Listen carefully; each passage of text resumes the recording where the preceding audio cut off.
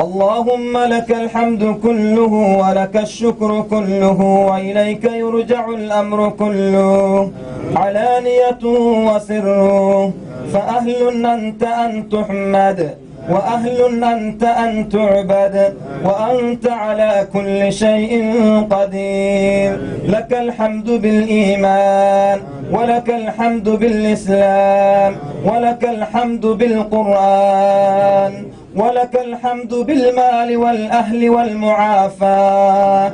كبت عدونا وبسطت رزقنا وجمعت فرقتنا، ومن كل ما سألناك ربنا أعطيتنا، فلك الحمد كثيرا والشكر كثيرا كما تبذل كثيرا. لا إله إلا الله المتوحد في الجلال بكمال الجمال تعظيما وتكبيرا، المتوحد بتصريف الأمور على التفصيل والإجمال.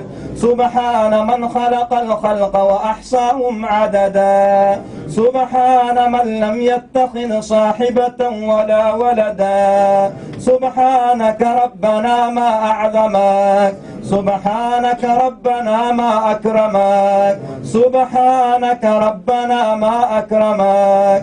اللهم لك الحمد منا ولك الشكر فضلا، وأنت ربنا حقا ونحن عبيدك رقا، وأنت لم تزل لذلك أهلا. اللهم إنا نسألك أن تجعل اجتماعنا هذا اجتماعا مرحوما، وتفرقنا من بعده تفرقا معصوما، وأن تحرم هذه الوجوه على النار، وأن تسكننا في جناتك جنات النعيم.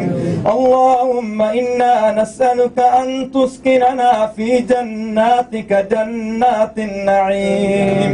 اللهم إنا نسألك أن لا تجعل فينا ولا منا ولا معنا شقيا ولا محروما. اللهم إنا نسألك أن لا تجعل فينا ولا منا ولا معنا شقيا ولا محروما برحمتك يا أرحم الراحمين. اللهم ارحمنا بالقرآن، اللهم ارحمنا بالقرآن واجعله لنا إماما ونورا وهدى ورحمة. اللهم ذكرنا منه ما نسينا، وعلمنا منه ما جهلنا، وارزقنا تلاوته آناء الليل وأطراف النهار على الوجه الذي يرضيك عنا يا أرحم الراحمين. اللهم اجعله شافعا لنا وحجة لنا لا حجة علينا. اللهم اجعله شافعا لنا وحجة لنا لا حجة علينا. اللهم اجعلنا ممن يحل حلالا ويحرم حراما ويعمل بمحكمه ويتلوه حق تلاوته يا ذا الجلال والإكرام. اللهم اجعلنا من أهل القرآن الذين هم أهلك وخاصتك يا رب العالمين. اللهم إنك عفو تحب العفو فاعف عنا. اللهم إنك عفو تحب العفو فاعف عنا. اللهم اعتق رقابنا من النار، واعتق رقاب آبائنا من النار، واعتق رقاب أمهاتنا من النار، واعتق رقاب أزواجنا من النار، واعتق رقاب ذريتنا من النار، واعتق رقاب جميع المسلمين من النار برحمتك يا أرحم الراحمين.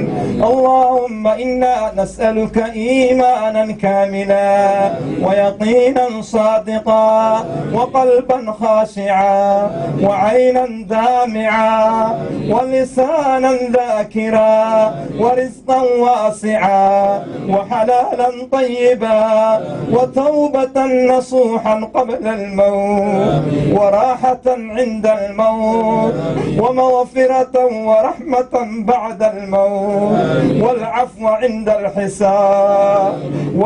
عند الحساب والجواز على الصراط والفوز بالجنة والنجاة من النار والفوز بالجنة والنجاة من النار والفوز بالجنة والنجاة من النار.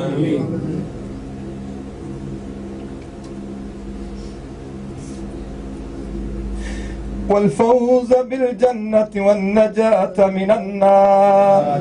اللهم إنا نسألك جنة الفردوس ونعوذ بك من عذاب نار جهنم.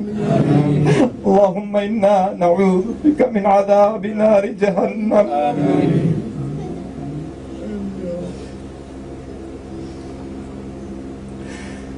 اللهم إنا نعوذ بك من عذاب نار جهنم إن عذابها كان غراما.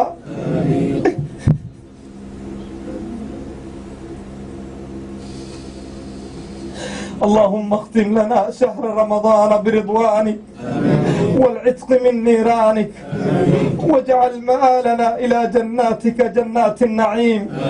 اللهم اجعل مآلنا إلى جناتك جنات النعيم.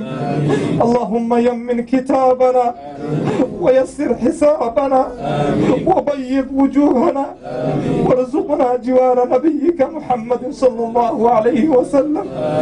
اللهم ارزقنا جوار نبيك محمد صلى الله عليه وسلم. أنت المستعان وعليك البلاغ ولا حول ولا قوة إلا بالله. يا فرجنا إذا أغلقت الأبواب ويا رجانا إذا انقطعت الأسباب وحيل بيننا وبين الأهل والأصحاب.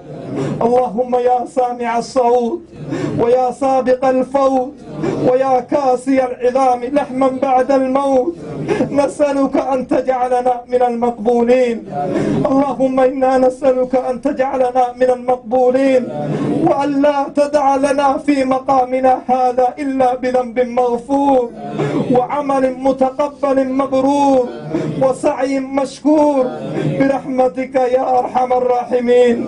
إلهنا ليس في الوجود رب سواك فيدعى وليس في الكون إله غيرك فيرجى.